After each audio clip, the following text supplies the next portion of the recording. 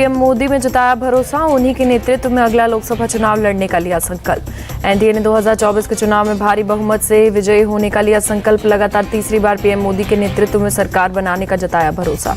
NDA के प्रस्ताव में कहा गया, विपक्ष पहचान के संकट से गुजर रहा है, वो भ्रमित और दिशाहीन है। एनडीए की ओर से कहा गया, भारत ने विपक्ष की ओर से फैलाए गए झूठ और अफवाहों को खारिज किया, एनडीए में भरोसा जताया है। एनडीए की बैठक में महाराष्ट्र के सीएम एकनाथ शिंदे ने प्रस्ताव रखा। एआईएडीएमके में पलनीसामी और असम गण परिषद के अतुल बोरा ने प्रस्ताव का किया समर्थन।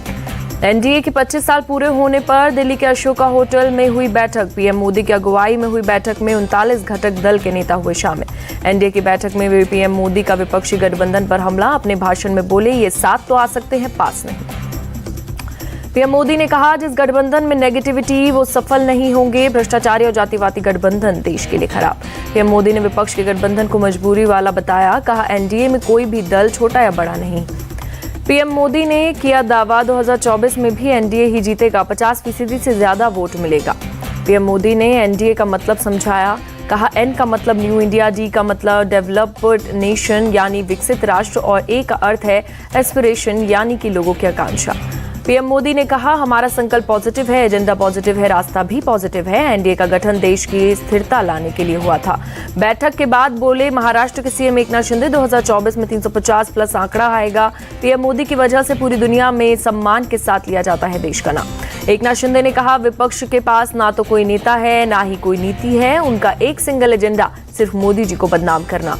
एनडीए की बैठक में बाद में बोले सुहेल देव, पार्टी के नेता ओपी राजभर, हम मोदी जी को फिर से प्रधानमंत्री बनाने के लिए काम करेंगे। एनडीए की बैठक में शामिल हुए जितिन राम मांझी, कहा, लोगों ने तीसरी बार पीएम मोदी को प्रधानमंत्री बनाने का मन बना लिया है। एनडीए की बैठक में पहुंचे एलजेपी नेता चिराग पासवान ने पीएम मोदी के छुए पैर। पीएम मोदी ने भी गले लगाकर दिया आशीर्वाद। हरियाणा के डिप्टी सीएम और जेजेपी नेता दुष्यंत चौटाला ने कहा, आने वाले समय में एनडीए और मजबूत होगा। अजित पवार गुट के नेता प्रफुल्ल पटेल ने एनसीपी और एनडीए को बताया अभिन्न अंग। कहा, भविष्य में एनडीए के साथ मिलकर काम करेगी एनसीपी। केंद्रीय मंत्री अनुप्रिया पटेल ने कहा, 2019 से भी बड़ा जनादेश 2024 में मिलेगा। अनुप्रिया पटेल का विपक्ष पर निशाना। कहा, विपक्ष को नेगेटिव सोच छोड़ देश के सामने पॉजिटिव एजेंडा रखना चाहिए। यूपी के मंत्री और निषाद पार्टी प्रमुख संजय निषाद बोले, पिछली सरकारों ने सभी जाति धर्म के लोगों के साथ धोखा किया।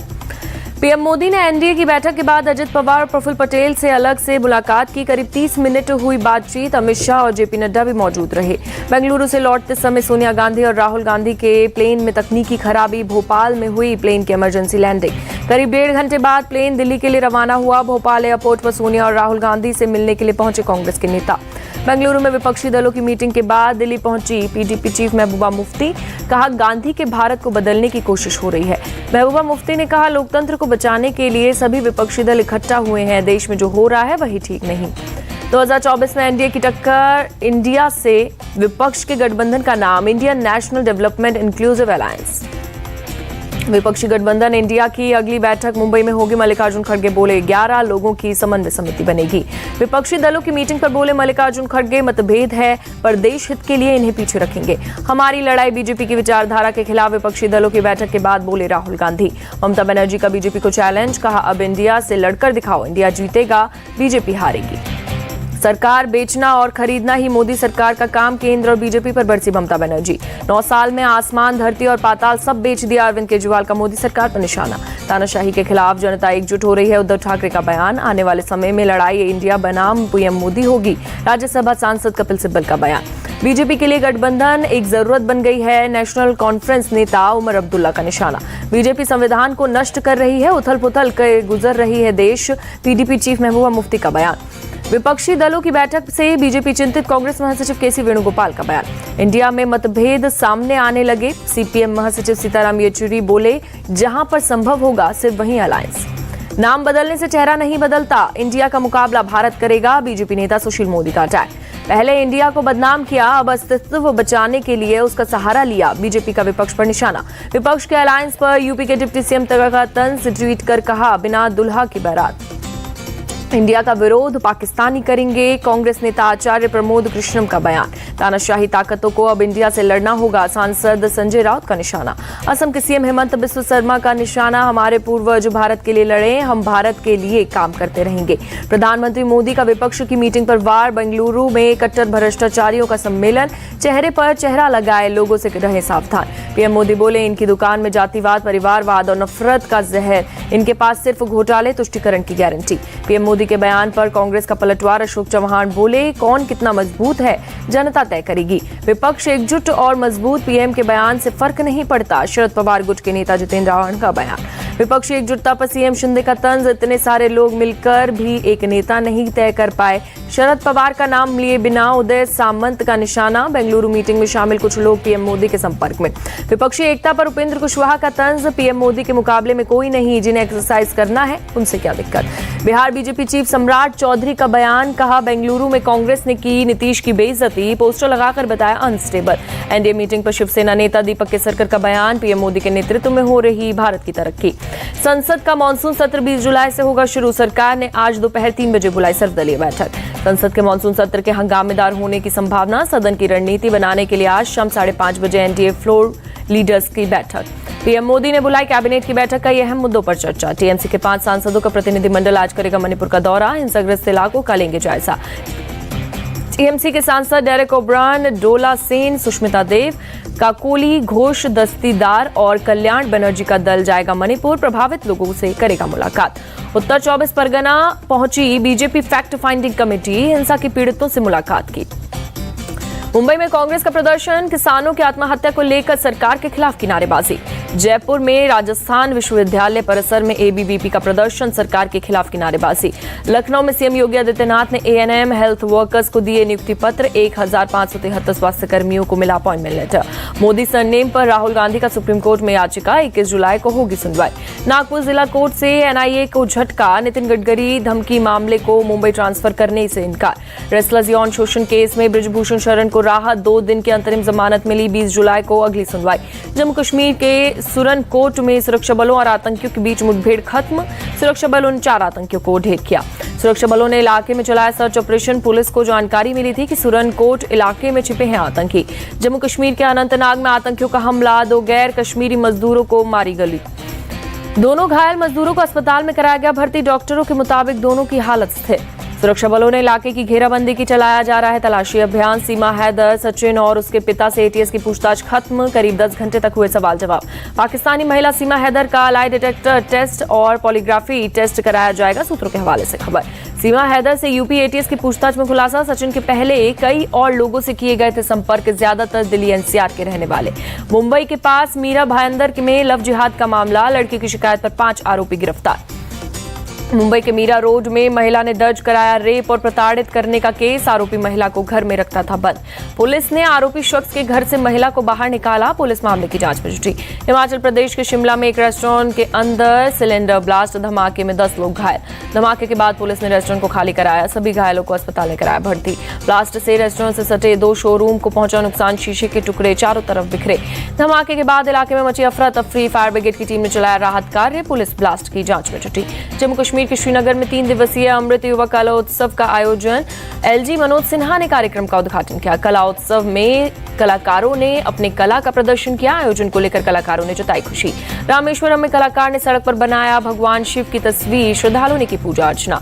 गुजरात के कई इलाकों में भारी बारिश की आशंका, मौसम विभाग ने आनंद सहित कई इलाकों में अलर्ट जारी किया।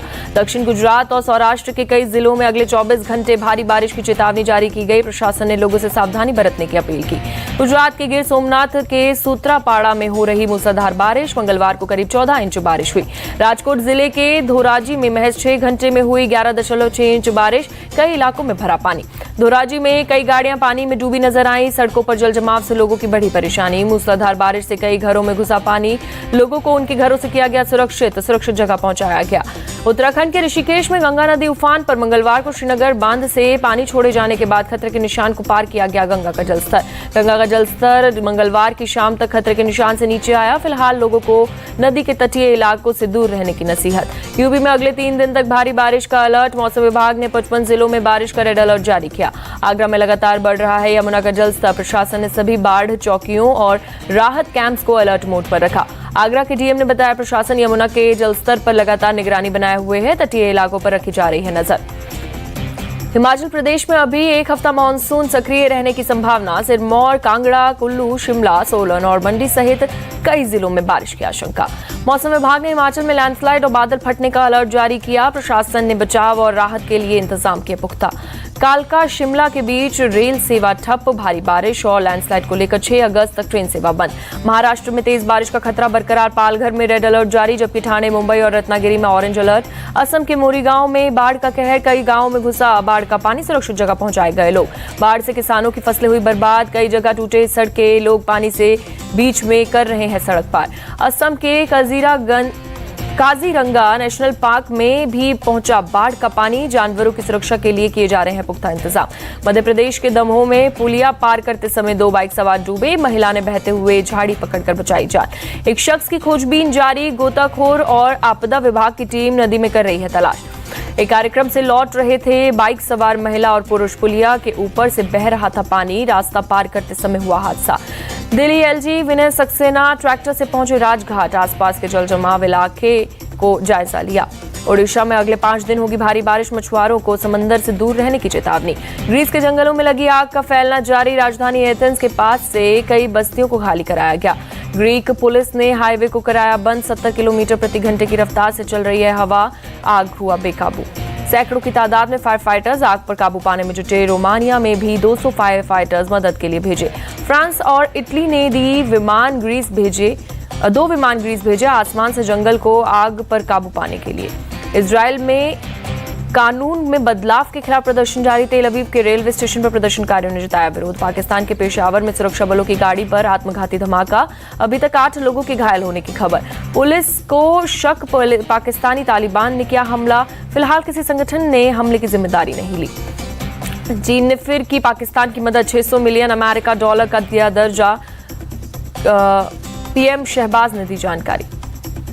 अमेरिका से वापस मिली 105 कलाकृतियां तस्करी कर लेकर गई थी अमेरिका। सांस्कृतिक समझौते के तहत लौटाई गई कलाकृतियां। भारत में अमेरिकी राजदूत एरिक गारसेटी का बयान। वेस्टइंडीज में रोहित द्रविड़ से मिलेंगे chief selector Ajit Agarkar. One day world cup के लिए तैयार करेंगे रोड मैप। एशिया कप के शेड्यूल का आज होगा ऐलान। पाकिस्तान क्रिकेट बोर्ड के चेयरमैन जका अशरफ करेंगे घोषणा। आयरलैंड दौरे के लिए बुमराह के नाम पर सस्पेंस। फिटनेस साबित करने के लिए घरेलू क्रिकेट में खेलना होगा। धोनी का बाइक कलेक्शन देख हैरान रह गए वेंकटेश प्रसाद। गैराज का वीडियो शेयर किया। भारतीय बल्लेबाज पृथ्वी शॉ को दोस्तों से लगता है डर। कहा टीम से बाहर होने के बाद वह अकेले रहना पसंद करते हैं। दीपिका पादुकोण का प्रोजेक्ट के का फर्स्ट लुक आया सामने। बेहतर कल के लिए उम्मीद के तौर पर पेश की गई। रणवीर सिंह ने रॉकी और रानी को बताया पक्का करण जौहर अंदाज की फिल्म। कहा करण ने वैसी फिल्म बनाई जैसी फिल्म देखते हुए हम बड़े हुए।